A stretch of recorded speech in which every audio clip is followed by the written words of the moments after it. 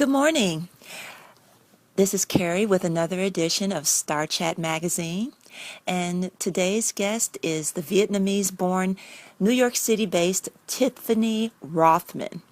Now, Tiffany went to high school in Brookline, Massachusetts with Conan O'Brien, and she's an unstoppable creative force. She's a multi-faceted, award-winning actress who has built a dynamic theater and film resume in a variety of roles and genres.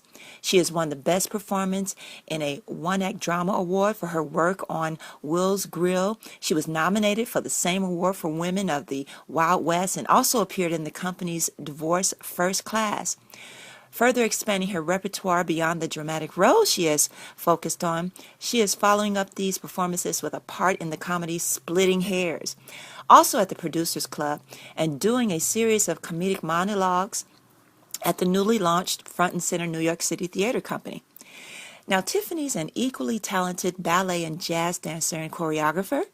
She has been featured in nearly 20 student and independent feature films, and in recent years she began doing print work, including ads for Astari Cosmetics and Hydroxytone Night Cream. She appeared in the October 2012 issue of Red Book as one of the 20 women chosen to participate in a feature entitled Skin Secrets of Women Who Look Good.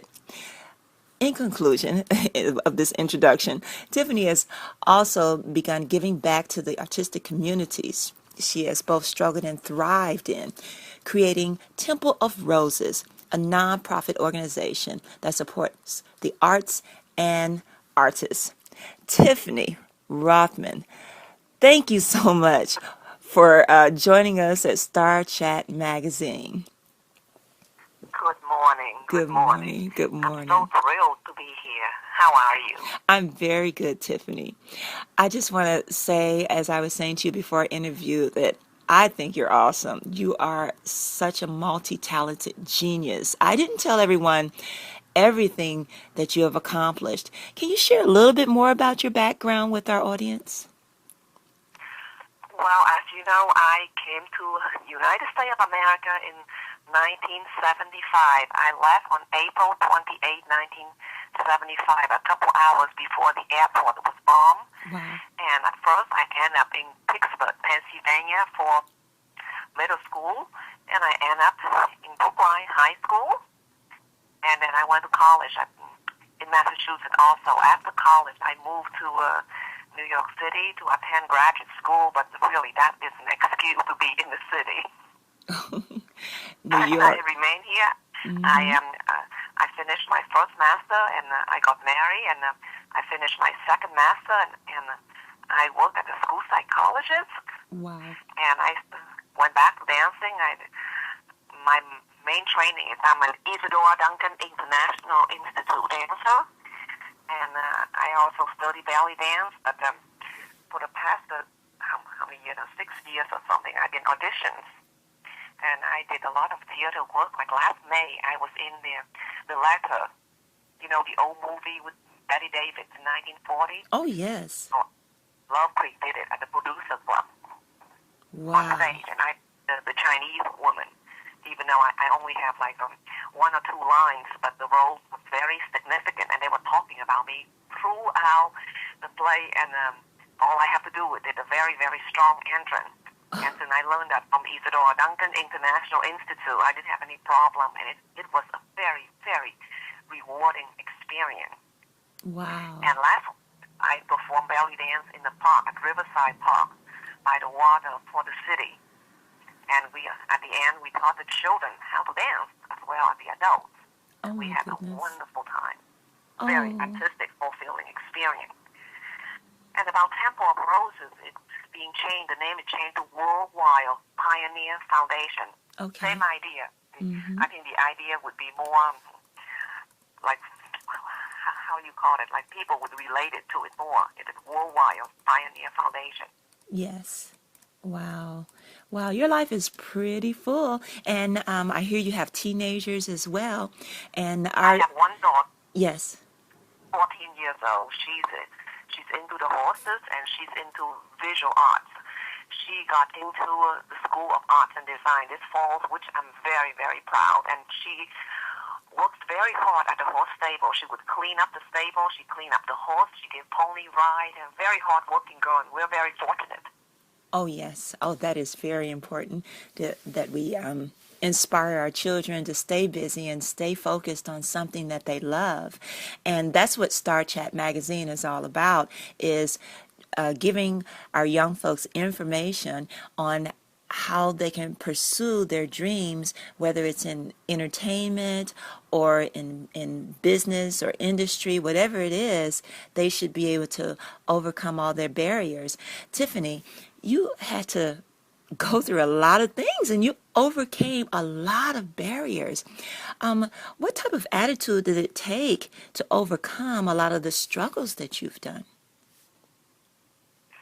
Well, I figured out that, you have to work as hard as you can in order to achieve any kind of happiness and contentment in life. Because when I just came over here, without my late father, and he later died over there anyway. And it was very, very difficult with the change in everything. Like your life was turned upside down, and it was very, very hard adjustment. But when I get to Brookline High School, I think I was very fortunate. I made a lot of friends there, and I'm still friends with them. They become my second family, and I developed and grew through it. And when I went to college, it was also difficult. I'm not saying it was easy with the language, and I'm learning disabled to make it even more difficult. But I figured out I keep on going. I just cannot give up on anything. Yes. If you achieve it, you go for it. Regardless how slow it is, how long it takes, it doesn't matter. Oh, good. Oh, good. That's really important, because a lot of people want to they get that feeling that, oh, it's too late for me. However, even adults should take the attitude that you have, that it's never too late, no matter how long it takes. Just keep on going. Yes, it's too late for me. That means I'm too busy. I have to do other things first. Yes. It's too late for me. Yes. Now, you have a lot of skills. Which one do you like the most? Which one is the one that is kind of like provides the domino effect for all of your other talents? Isadora Duncan dance. That is the core foundation for all performer. She influenced Stanislavski, the great acting teacher and director.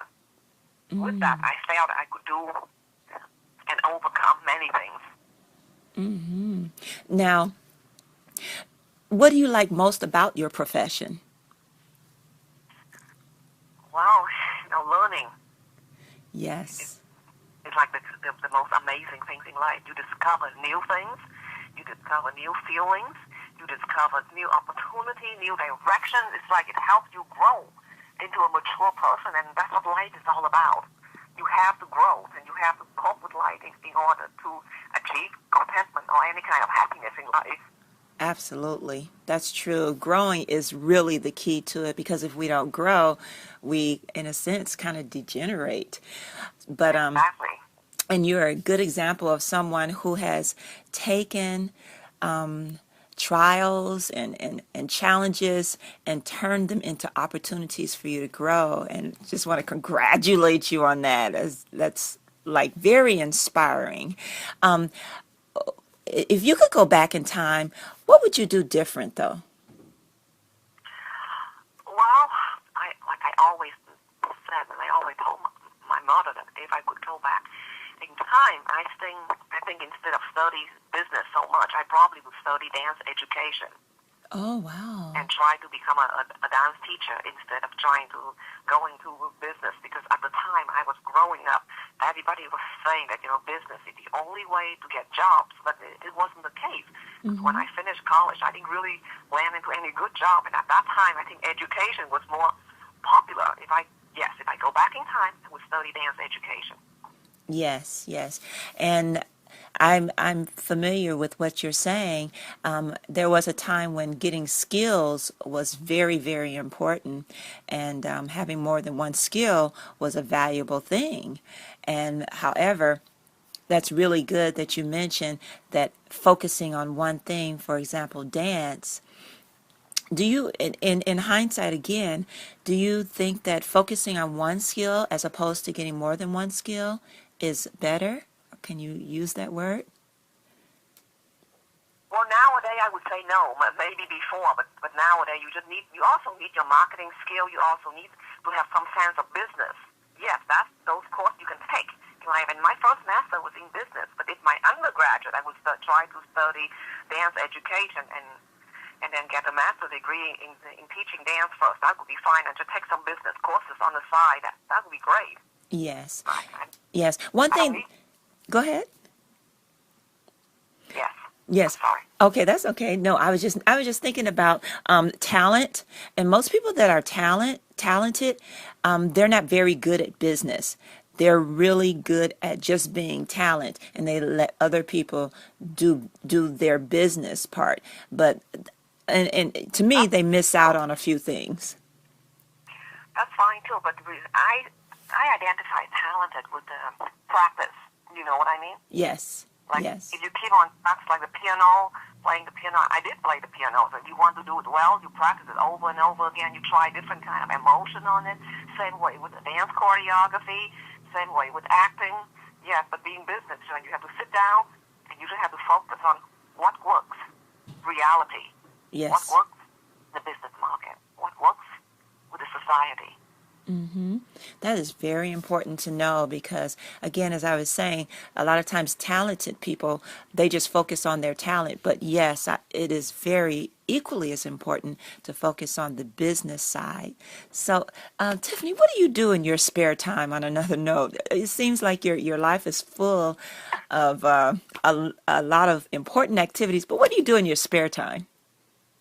Well, we like to walk around the city and go to different flea markets and different neighborhoods. And then, or in last June, early July, we went out to Long Island and we visited a little town called Sag Harbor that I had never been there before, and I just fell in love with it because it reminded me of Brookline, Massachusetts a little bit, and it also reminded me of Ocean Grove where we used to have a house there, and then we just explore little things around there. My husband and I. Oh, And that's our daughter nice. is, she's older now. She's not with us most of the time. Oh, okay. Yeah, I truly understand that. But spend quiet time together, exploring things, reading a book together. That could be amazing and very relaxing. It really is. It really is. Now, your organization, the Worldwide Pioneer Foundation, your Yes, nonprofit yes. It's organization. going to be changed to by Pioneer Foundation from Temple of Roses. And Temple of Roses will probably remain at the name of the building. Okay. Okay. Tell us more about the foundation. So right now, I'm trying to be associate producer for one of the film that I was in, and it's really, really a great film. So hopefully by next year it's going to come out. It's going to be all edited and come out. And before that, I would donate for little projects around the city, like independent projects that my colleagues would have, and sometimes the theater, sometimes dance organizations, Mm-hmm. and it's to promote the arts. Right now it's a private company because everything is coming out of my own pocket, and I just do as much as I can on the project that I believe in. What city is that located in? I'm sorry? What city is that located? Your foundation? Brooklyn, Park Slope, Brooklyn. Oh, in Brooklyn, New York. Yes. That is New York is just so full of wonderful talent and extremely creative people. Do you plan to come to Los Angeles and bring all those goodies here? You know what? I tell you a secret. It's embarrassing, but I have a driver license, but I haven't driven since I got my license. So I don't drive. That's the only thing. Oh, yeah, because you don't have to drive in New York, but you gotta kind of drive in LA. Maybe sometimes I can get a friend to help me out with that. I'm afraid of driving. Oh, So that's yes. my secret. Oh, okay. That is such a great life. I wish I had that problem.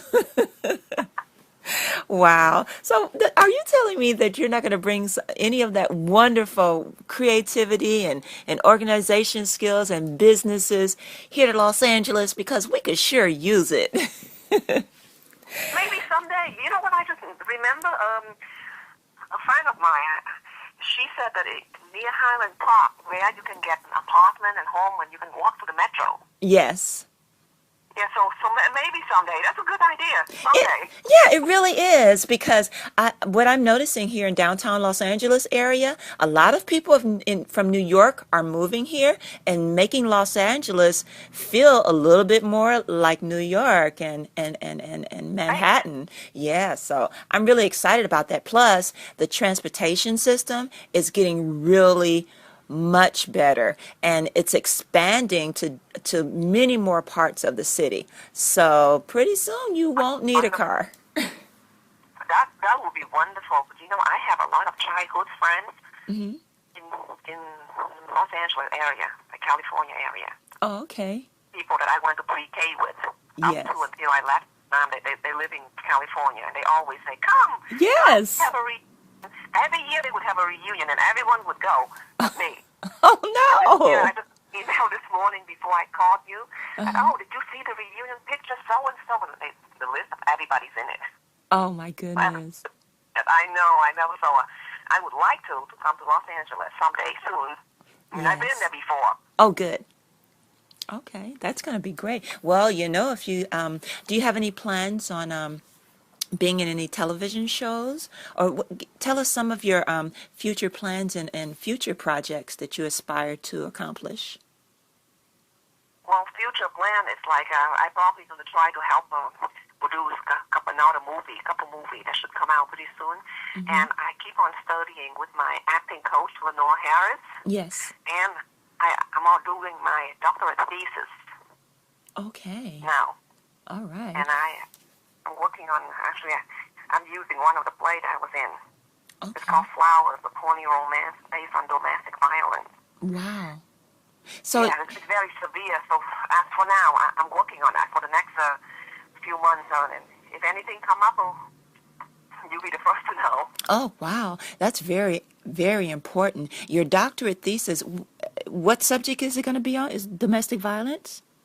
Yes, it's counseling psychology. It's in counseling psychology. Oh my goodness, that is worldwide. That's a universal issue, and a lot of us, well, the media, a lot of people in general don't talk about it, but it's a very important topic because it has to do with the protection of women, in my opinion, and Yes, families. not only women, men, and children. And last Yes. Saturday, I went for a volunteer. I went for a whole day training at in the domestic organization in New York. So now I can volunteer for them. I can help them with the little projects Oh, yes. here and there. That is a really, really great thing to do. Now, volunteer work. That sounds like some type of volunteer work. Is that correct? Do you do any volunteer work? Well, I would like to. Maybe I would like to help with their gala this fall, and Hmm. maybe doing some outreach. Whatever I can, because I have to have a flexible schedule with the volunteer work because I'm very busy. Yes. Now, Yeah. do you have a lot of privacy in your life? Or are you a very public person? When you walk down the street, do people recognize you right away? No, because it depends on how you dress. Like people, like Marilyn Monroe said to one of my acting teachers, Jack Uh-huh. Gaffine, she said, like, if I stand up there with a dress and all made up and I'm Marilyn Monroe, but if I'm walking on Broadway dressing like this, nobody would recognize me. And she was right.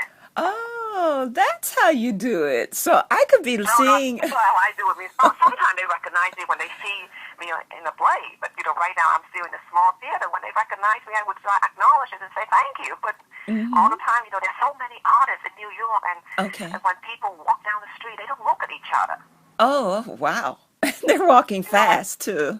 when Monroe, when she was still alive, she was having like lunch with one of my acting teachers, and she said something like, "I make a bet with you. If I sit here the whole lunchtime, no one will recognize me, and if they recognize me, then she said something. I lose the bet or something. But she make a bet with him, and guess what?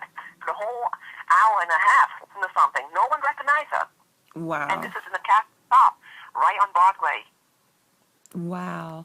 That's really good. That's really good. But Yeah, because here in Los Angeles, many of the performers, they're usually in a certain area. I guess when you're in film and in a lot of television commercials or in regular television shows that people watch daily, I guess that's what makes you more recognizable. But I Right, and plus wish the makeup too, because sometimes we would see some great makeup. actors sitting around New York in a cafe shop. Like once we saw like Mm-hmm. Harvey Keitel. Oh, yes. We saw him once when we were living in Tribeca. He lives down there too, and we saw him sitting in an outdoor cafe shop, and we just look at him and we leave and we left instead of talking to him. We want to leave Yes. him alone, leave people alone with their privacy in life. Yeah, that's a good idea. That's very important. You know, in one of your articles, one of the articles that I read about you, you said this. You said, "What I love most about the opportunities I have to play so many distinctive roles is that I can transform into a completely different person, as if I were Yes. creating a new individual with every performance." How do you do that? Well, I guess you have to do research and get into the character. And then you Okay. think about the character, what the character's all about. Mm-hmm. And it can be very, very fascinating because all of a sudden you become a different person in this performance, in this play, and then you become a different person in another play. And Mm, it's very challenging, but it's very, very fascinating. it really So it's just a lot of is. research, a lot of focusing, Mm-hmm. and a lot of practicing. That's the truth. Yeah, because in retrospect, when you think of all of those that have won awards, they became that person. So, what do you have to tell an aspiring actor? What words of wisdom would you give them? I would say get a good acting teacher, get a great acting teacher like I do, Lenore Yes. Harris, who could really help you transform and Wow. give you a lot of feedback and ideas of the character and really guide you through it. Mm-hmm. I'm fortunate. I don't know about the rest of us, but I am very fortunate in that sense. Yes.